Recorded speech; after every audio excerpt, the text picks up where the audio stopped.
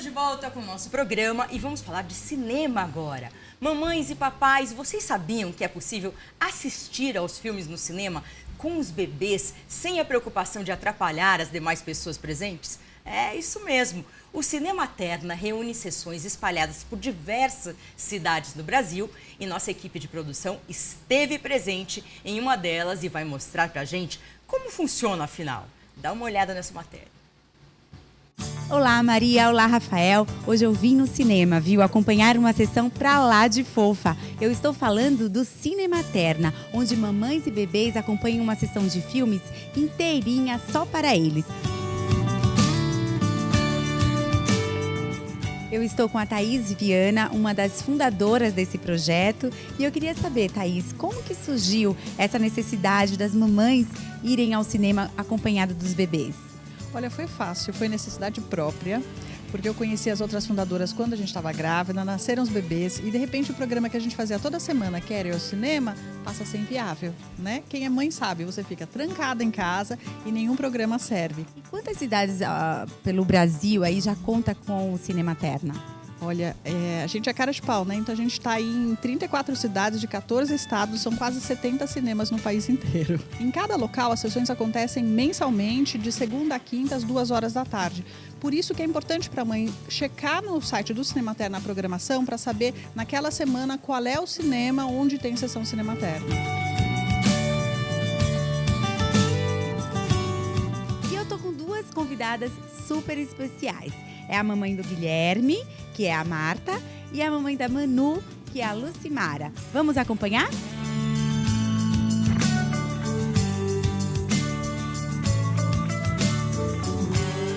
Já estamos aqui sentadinhas, esperando a sessão começar.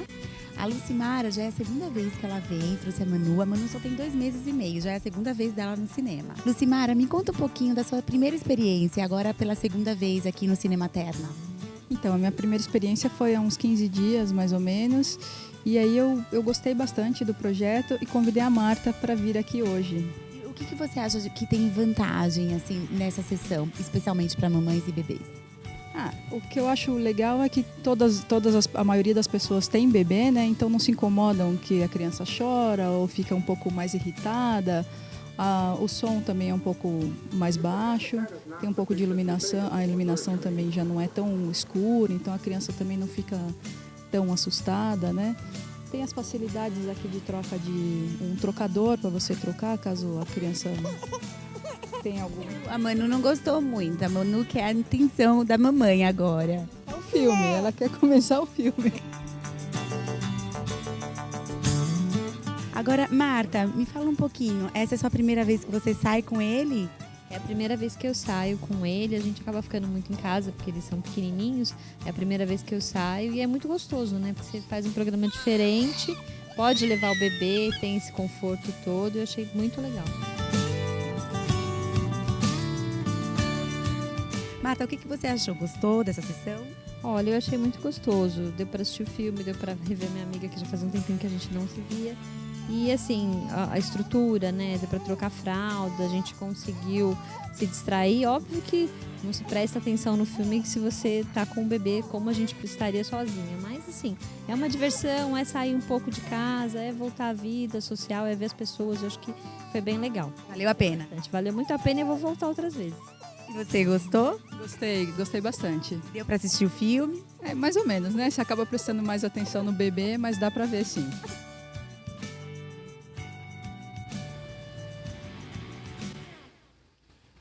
Parabéns pela reportagem, Mary Borges. Gostei da novidade, já educando, né? Já preparando um novo público aí para os cinemas. Maria Cândida, gostou? Super bonitinho. É importante a mulher, depois que ela tem um filho, ela começar a se sociabilizar também e você ter contato com outras mães e conversa as coisas de mãe. É muito importante, porque senão a mulher fica muito sozinha em casa e aí é muito chato, né? Não é legal. Você pode até ter uma depressão pós-parto e tal, então é legal você se abrir para a vida logo depois que você tem o bebê. Seguindo com o nosso programa, você sabe como se contrai hepatite? Essa doença que afeta milhões de pessoas em todo o mundo e provoca hepatopatias agudas e crônicas. Essa doença que causa a morte de cerca de 1.400.000 pessoas a cada ano. Embora os números sejam altos, a hepatite segue sendo uma doença em grande medida esquecida ou até mesmo desconhecida por muitas pessoas. Vamos esclarecer todas as dúvidas agora sobre a doença na conversa com a chefe da Clínica de Gastroenterologia da Santa Casa de São Paulo, a doutora Andréa Vieira, que está com a gente aqui no estúdio. Doutora Andréa, muito bom dia. Bom dia, Rafael. Obrigado pela bom presença. dia, Maria. Obrigada a vocês pelo convite. O que é hepatite, doutora? Então, hepatite é um termo genérico que quer dizer inflamação no fígado. Assim como nós temos, por exemplo, gastrite, que é a inflamação no estômago, hepatite é a inflamação no fígado.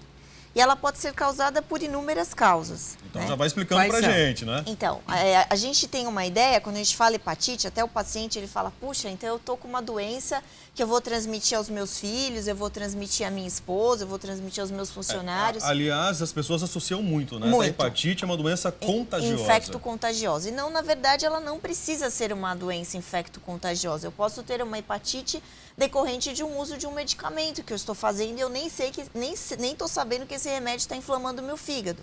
Obviamente, eu posso ter uma hepatite causada pelo álcool, que ainda é uma causa frequente no nosso meio. A gente pode ter as hepatites virais, os principais vírus que nós mais temos incidência e prevalência no nosso meio, é os vírus da hepatite A, B e C. Mas eu tenho também hepatite causada por um próprio processo autoimune do nosso corpo, que passa a enxergar o fígado como não sendo o nosso fígado e leva a uma inflamação, as hepatites autoimunes. Então, existem inúmeras causas de hepatite. E isso acho que é importante para quem está assistindo o programa saber, que nem sempre um paciente com hepatite ele vai transmitir, então eu preciso isolar esse doente, não chegar perto, não beber no mesmo copo de água, aquela coisa. A pessoa sente da mesma forma quando a hepatite está instalada? Muitas vezes a pessoa não sente nada. Na hepatite medicamentosa, a gente às vezes faz esse diagnóstico por exames de sangue. Então, você vai colher um exame e vê que suas enzimas do fígado, as chamadas aminotransferases, estão aumentadas.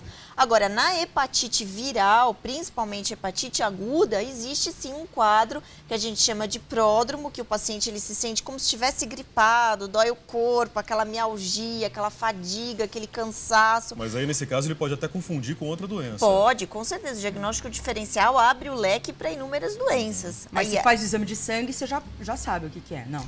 você faz o exame de sangue, claro que você abre para alguns outros diagnósticos diferenciais. Obviamente que se você está diante de um quadro viral e fizer a sorologia, aí sim você pode estar acessando esse diagnóstico. Mas não necessariamente naquele momento você consegue fazer 100% das vezes o diagnóstico, porque às vezes o paciente está numa fase que ainda os marcadores sorológicos não estão positivos. Ele tem uma hepatite A, uma hepatite B, uma hepatite C, mas às vezes os marcadores ainda não deu tempo de fazer os anticorpos. Então você ainda não tem esse diagnóstico, é o que a gente chama quando está na janela. Isso principalmente para hepatite viral. Agora, hepatite autoimune, hepatite medicamentosa, hepatite alcoólica, aí o diagnóstico ele é mais fácil. Doutora, desses casos, em qual deles o paciente tem que ficar isolado? Que realmente somente na hepatite viral, Só na principalmente na hepatite A. Não diria isolado, mas ele deve evitar, na hepatite A, ele deve evitar o contato com copos, talheres, compartilhar essas coisas. Na hepatite B e na hepatite C, a questão é a forma de transmissão. Então, aí a gente pede para o paciente evitar compartilhar gilete, coisas que entram em contato com o sangue da pessoa, né? E a hepatite C, que é o grande problema que hoje a gente está diagnosticando, na verdade, foram os pacientes que receberam sangue há 20 anos atrás, quando não se conhecia esse vírus. Então, os pacientes passavam por uma cirurgia ou alguma coisa assim, recebiam sangue e eram contaminados pelo vírus C, porque não se sabia desse vírus. Então, não se conhecia isso nos bancos de sangue e, portanto, não se fazia o rastreio para isso. E hoje, como isso está sendo combatido? Hoje a gente... Não, na verdade, hoje já não tem mais isso, né? Hoje já se conhece o vírus, desde o final da década de 80, começo dos anos 90. Praticamente, essa transmissão via doação de sangue, isso já foi... receber o sangue já foi controlada. Não, mas esses pacientes de 20 anos que receberam esse sangue hoje... A gente está fazendo diagnóstico hoje. E aí a gente já não faz na forma de hepatite. Ou é uma hepatite crônica, ou na maioria das vezes já é uma cirrose. Por quê?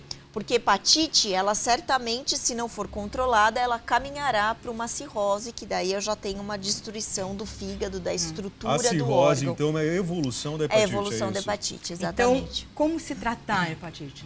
Então, tudo vai depender da causa. Se você está tendo uma hepatite por um medicamento, tem que se descobrir qual é o medicamento, isso é frequente. Anti-inflamatórios, remédios que nós usamos corriqueiramente. Anti-inflamatórios, alguns antibióticos, alguns remédios para quem tem, por exemplo, epilepsia. Então, o que a gente tem que fazer? Tirar esse medicamento.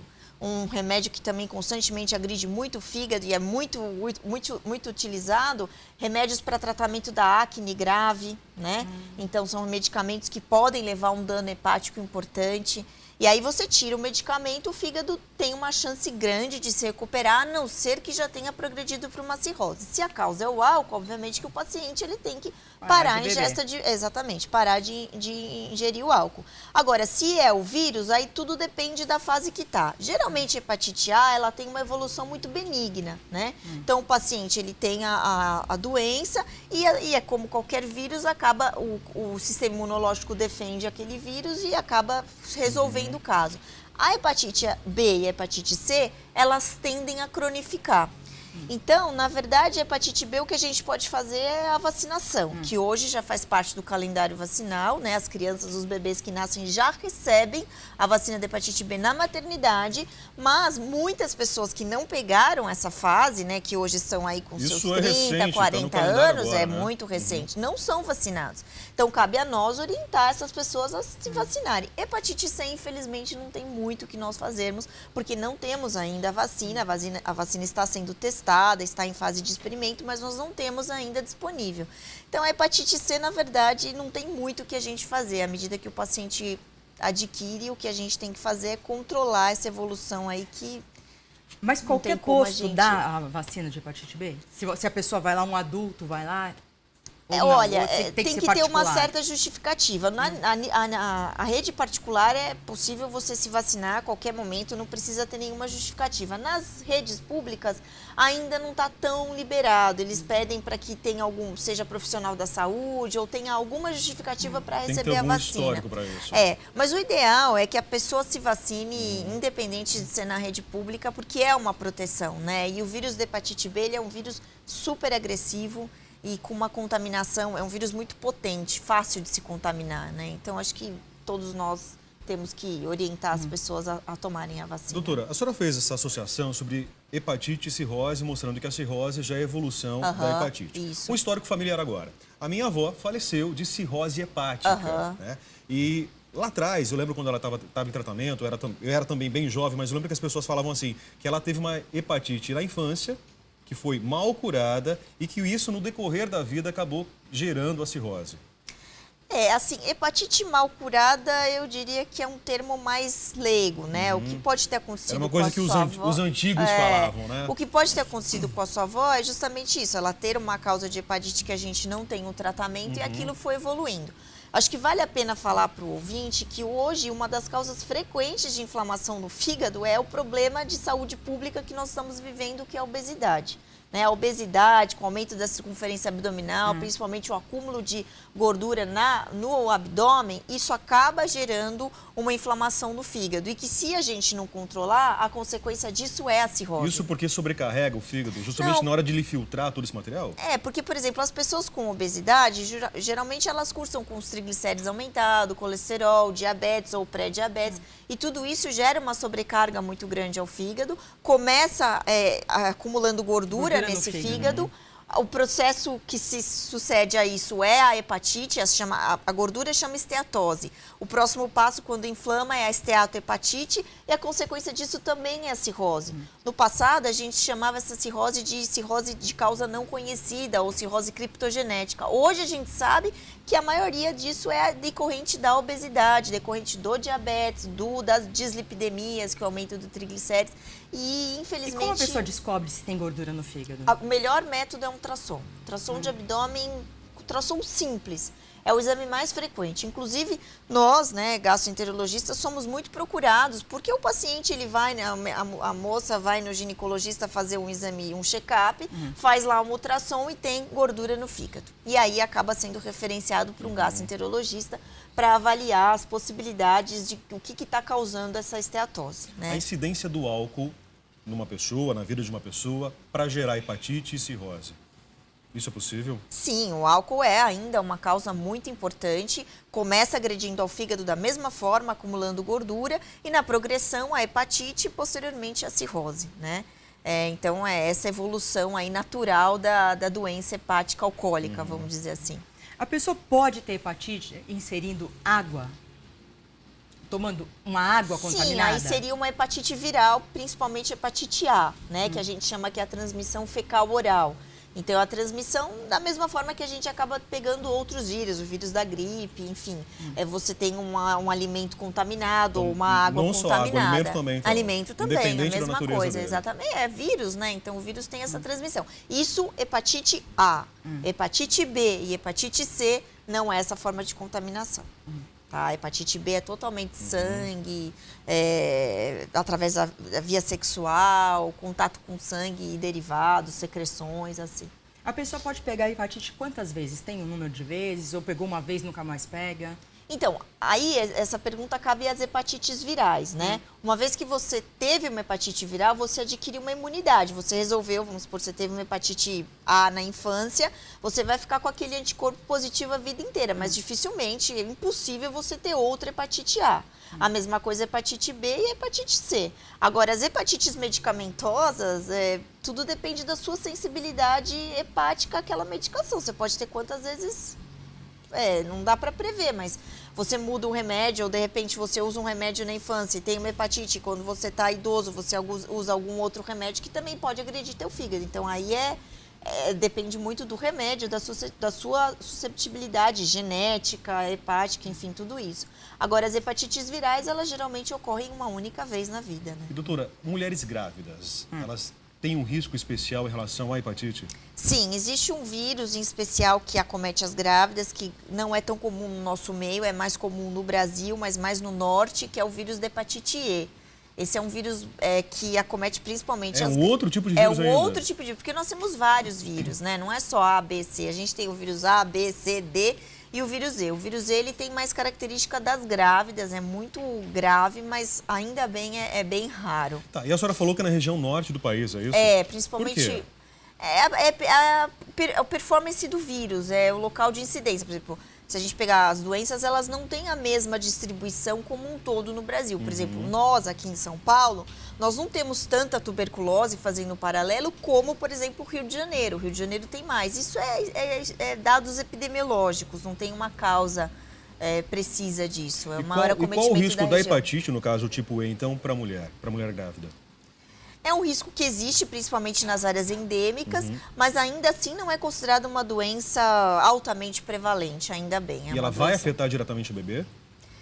É que ela afeta a mãe e, obviamente, a consequência disso é gerar um trabalho de parto prematuro, óbito fetal, enfim, ela é algo muito grave. Agora, existe também na gravidez um problema hormonal, né, que pode afetar as mulheres, é o chamado fígado da gravidez. De uma maneira geral, nós, pelo nosso corpo e pela produção de hormônio, a gente tem uma série de mudanças que acontecem no nosso organismo. E o fígado, ele pode ser acometido, não por vírus, mas por toda essa transformação hormonal. Existe até algumas doenças mais sérias da gravidez que têm um acometimento do fígado, que também não é algo tão frequente, mas existe sim. Doutora, de um modo geral, falando então em prevenção, para o público de casa poder entender esse nosso bate-papo sobre o que pode hepatite. fazer, o que não pode fazer. O que pode, para onde a gente vai? Bom, acho que o que a gente deve fazer? Primeiro é controlar esse problema que nós estamos vivenciando atualmente, ainda vai ser um problema maior, que é a obesidade, né? Então, a obesidade certamente afeta o fígado e a gente tem que ter cuidado sobre isso. Então, cuidados de alimentação saudável, prática de exercício físico, evitar grandes ingestas de álcool, acho que também é uma forma de prevenir. Em relação aos vírus, o vírus da hepatite A existe a vacinação, o vírus da hepatite B existe a vacinação e o vírus da hepatite C ainda não temos a vacinação, mas os cuidados maiores principalmente é ao receber o sangue e isso ainda bem já está uma epidemia muito controlada, hoje os bancos de sangue têm todo esse cuidado com isso. Então, acho que a principal informação aí para o público é a questão da vacinação, checar a nossa carteirinha, ver direitinho se faltam essas vacinas, ir a um posto, se vacinar, né? E a questão principalmente aí de controle dos outros fatores de risco, obesidade, ganho de peso rápido, dietas muito ricas em carboidratos, em gorduras. Então, ter uma vida, vamos dizer, Dietas saudável. malucas, como a gente Dietas malucas. Assim, eu vi Do cogumelo. Exatamente. Isso é interessante dizer, porque muito dessas coisas, às vezes, malucas que aparecem aí na mídia e que, vamos todo mundo usar, que isso emagrece. Precisa ver, porque muitas vezes isso também é tóxico para o fígado, né? Nem sempre as plantas, que às vezes as pessoas acham que planta nunca faz mal, plantas podem ser muito tóxicas. Nós já tivemos lá no nosso serviço pacientes que chegaram com hepatite fulminante, ou seja, gravíssimo, fígado sem nenhuma reserva mais, por uma medicação, uma planta que é muito utilizada como laxante, que é a sene. Né? Então, o chá de sene, não sei se vocês já ouviram falar, sim. que tem medicações comuns, por exemplo, aquele tamarine, por exemplo. Sim. Tamarine é uma medicação bastante usada, que se usa para evitar que o intestino, para ter um hábito intestinal normal, é feita de uma planta chamada sene, e essa planta é extremamente hepatotóxica. E outras coisas, cáscara sagrada, umas coisas que a gente às vezes vê com a cultura, principalmente do interior do país, do Nordeste, que as pessoas acham, imagina que uma planta vai fazer mal, e faz. Então, acho que a gente tem que ter cuidado, né? Doutora, Usar medicamentos sob supervisão a hepatite, médica. ela escolhe público? Homem, mulher, criança, idoso? Não tem isso, não. Então, Pode ser uma criança Mas qualquer ou um pessoa. idoso, Sim, né? a criança é um pouco mais raro, né? A criança, quando tem, é mais a hepatite viral, porque dificilmente não é o mais frequente você medicar a criança. Agora, a faixa etária adulta e o idoso, aí sim, né? Então, a criança não é tão frequentemente acometida.